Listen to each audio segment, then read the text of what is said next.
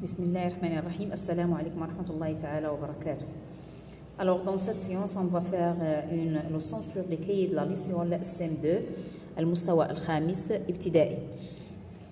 Bien, notre leçon va être quelles sont les causes de la dégradation des sols. Donc, avant de commencer, alors on va parler, ou plutôt, je peux dire que notre objectif, c'est de, si vous voulez, de réfléchir sur l'impact des comportements humains sur les sols. Donc, je me demande, à ton avis, quels comportements peuvent dégrader le sol, quels comportements peuvent le préserver? Dans deux exemples à chaque fois. Donc, pour la dégradation, d'abord, c'est la pollution par dépôt de déchets ou usage intensif de produits agricoles agressifs.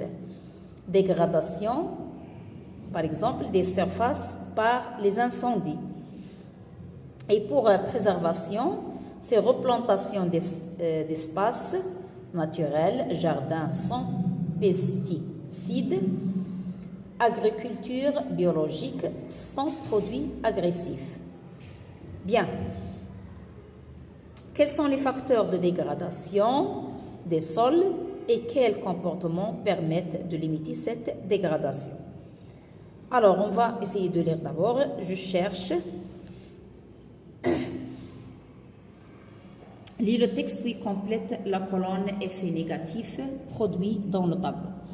Donc, des facteurs naturels de dégradation du sol quand il souffle au-dessus de grandes étendues de terre sans haies ni murs, le vent accueilleur de la poussière et peut alors dégrader la surface du sol. Il provoque son érosion et limite la croissance des plantes. Le gel et les averses intenses de pluie et de grêle attaquent le sol et entraînent une altération de sa surface. Cela empêche les plantes de s'accrocher durablement. Le soleil, lorsqu'il est trop agressif, conduit à la sécheresse de la terre qui ne permet plus la culture. Voilà un tableau. Vous avez ici facteurs naturels de dégradation du sol comme vent violent, pluie, grêle et gel et soleil intense. On va faire les effets, voir les effets négatifs produits et dispositifs possibles pour limiter les effets négatifs. B. Observe les photographies puis complète la dernière colonne du tableau. Alors regardez ici, on a mis en place de canaux d'irrigation, culture sous serre et haies d'arbres entre deux champs.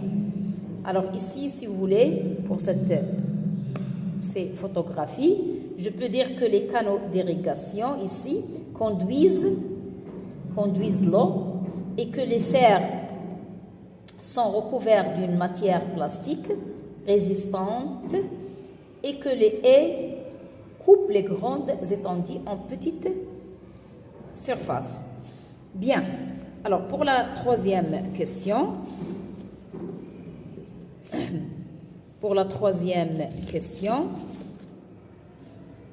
on a dans chaque texte souligne en bleu le facteur humain de dégradation des sols et souligne en rouge ses effets négatifs sur le sol et les êtres vivants.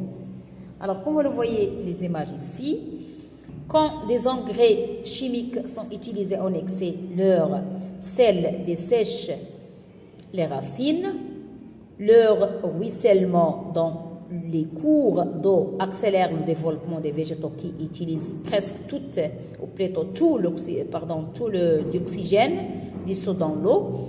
Les animaux aquatiques ne peuvent plus respirer et meurent. Ici, quand l'air est très sec, une minuscule étincelle suffit à faire flamber la forêt. La litière et les mises sont alors détruites, ainsi que de nombreux êtres vivants de ce milieu. Et quand on jette certains déchets dans la nature, ils se dégradent en produits toxiques qui se répandent sur les sols et empoisonnent les animaux et les végétaux, y compris ceux des cultures. Ici, quand on coupe trop d'arbres, La taille des forêts, comme vous le voyez, diminue, c'est la déforestation. Sans arbres, les sols subissent les effets négatifs de facteurs naturels, érosion, croissance limitée des végétaux, etc. et se dégradent.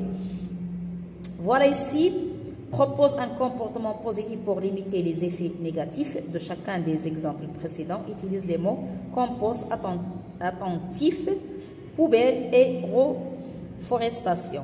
Voilà, on va faire ça et on va faire une petite conclusion. Bien.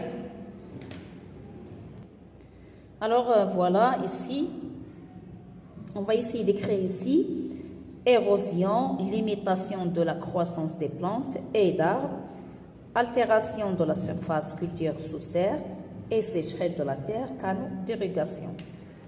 Et pour la question 3, dans chaque texte, souligne en bleu le facteur humain de dégradation des sols et souligne en rouge ses effets négatifs sur le sol et les êtres vivants. Alors voilà, par exemple, quand des engrais chimiques sont utilisés, voilà, ça c'est facteur humain, c'est l'homme qui utilise ces produits chimiques. Alors, quel va être si vous voulez, l'effet négatif? C'est leur sel dessèche les racines. Et voilà, si on va par exemple ici encore, le développement des végétaux qui utilisent presque tout le dioxygène dissous dans l'eau, d'accord? Et les animaux aquatiques ne peuvent plus respirer. Donc, si vous voulez, ça, c'est la conséquence aussi. Ça, c'est en rouge.